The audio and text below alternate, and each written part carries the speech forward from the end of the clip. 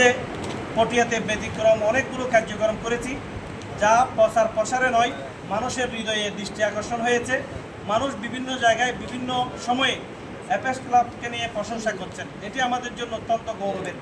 আরেকটি গৌরবের বিষয় হচ্ছে এফএস ক্লাব বাংলাদেশের আমরা 2023 সালে শ্রেষ্ঠত্ব অর্জন করেছি। বেস্ট প্রেসিডেন্ট হয়েছে আমাদের পটিয়া থেকে। বেস্ট ক্লাব হিসেবে আমরা পটিয়াতে স্বীকৃতি পেয়েছি। আমরা অল্প সময়ের মধ্যে একটি রেজিস্ট্রেশন পেয়েছি। এই রেজিস্ট্রেশনের মাধ্যমে আমরা সামাজিক এবং মানবিক কাজের মাধ্যমে আমাদের যেই সমাজে যারা কম ভাগ্যবান মানুষ তাদের জন্য ভূমিকা রাখছি। আমরা অনেকগুলো ভূমিকা রাখি। আমরা চেষ্টা করি নতুন নতুন ব্যতিক্রম কী কী কাজ করা যায়, সেই কাজগুলোর মাধ্যমে মানুষের হৃদয় জয় করা। পৃথিবীর সবচেয়ে আমি মনে করি মানুষের সেবা করা এটি অনেক বড় কাজ। এটি সবাই পারে না। এটি অনেক সংগঠন আছে 1 বছর 2 বছর করে করে তারা সেখান থেকে পিছিয়ে যায়। আমরাই একমাত্র সংগঠন অল্প সময়ের মধ্যে অনেকগুলো কর্মসূচি করেছি।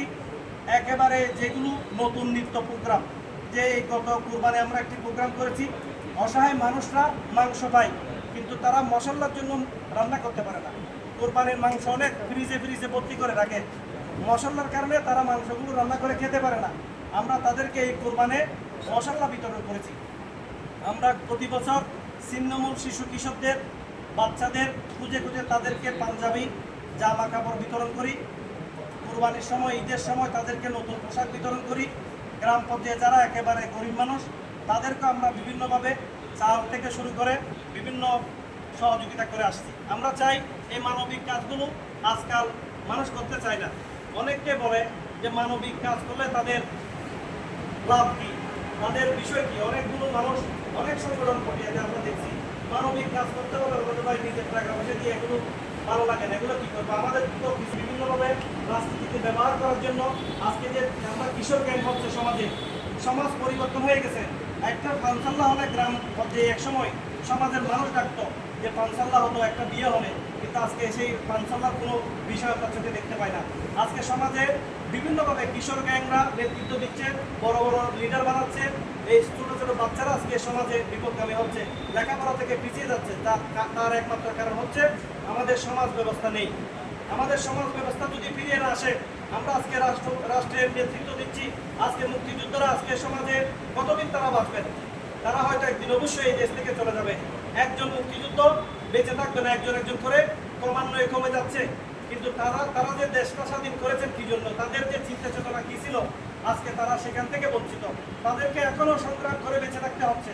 তাদেরকে এখনও আমাদেরকে বিভিন্ন মানুষকে মানবিক কাজ শেখানোর জন্য, মানবতার জন্য তারা বিভিন্ন জায়গায় দূরে বেড়াচ্ছেন, কিন্তু তারা সফল কাম হতে পারছেন না। তাই আমি মনে করি আজকে এফএস ক্লাব যে সমাজ ব্যবস্থাকে পুনরুজ্জীবিত করার জন্য, পুনরায় সমাজ ব্যবস্থা চালু করার জন্য আজকে বিভিন্ন যেখানে যারা আমাদের সংগঠনের সদস্য রয়েছে সবাই অবস্থানকৃত। লেখাপড়ার পাশাপাশি তারা একটি চাকরির সাথে জড়িত। তারা কোনো ধূমপান করেন না, তারা কোনো নেশা করেন না, তারা কোনো সন্ত্রাসী মানুষের সাথে চলাফেরা করেন না। এটি সবচেয়ে বড় বিষয় আমাদের। আমরা চাই শিক্ষিত যুবক আমাদের মাধ্যমেই আমাদের সমাজ পরিবর্তন হবে। আমরা চাই একটি সুন্দর সফল সমাজ বিনিময় হবে।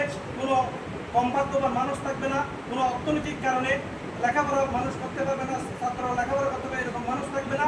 আমরা তাদের জন্য কাজ করব। আমাদের চিন্তা চেতনা মানুষকে পরিবর্তন করা, সেই চিন্তাধারাকে নিয়ে আমরা এগিয়ে চলছি। আপনারা আমাদেরকে দোয়া করবেন এবং আমাদের পাশে থাকবেন। আজকে আমাদের পারভিন আক্তার আপা আমাদেরকে সম্মানিত করেছেন, আমাদের এই সংগঠনকে গৌরবান্বিত করেছেন, এই সংগঠনকে উজ্জ্বল করেছেন। তাকে আমরা অনেক কৃতজ্ঞতা জানাই, অনেক শুভেচ্ছা জানাই এবং তার এই ধরনের সফলতা যাতে আরও ভবিষ্যতে আরও বেশি সফলতা অর্জন করতে পারে সে প্রত্যাশা রাখছি। এবং এফএস ক্লাব থেকে এখানে আরও বিভিন্নজন বিভিন্নভাবে সম্মান অর্জন করবে সে প্রত্যাশা রেখে আগামীতে আপনারা আমাদের পাশে থাকবেন সে আশাবাদ ব্যক্ত রেখে আমি অনেকজন বক্তব্য রাখছি। তার জন্য ধন্যবাদ।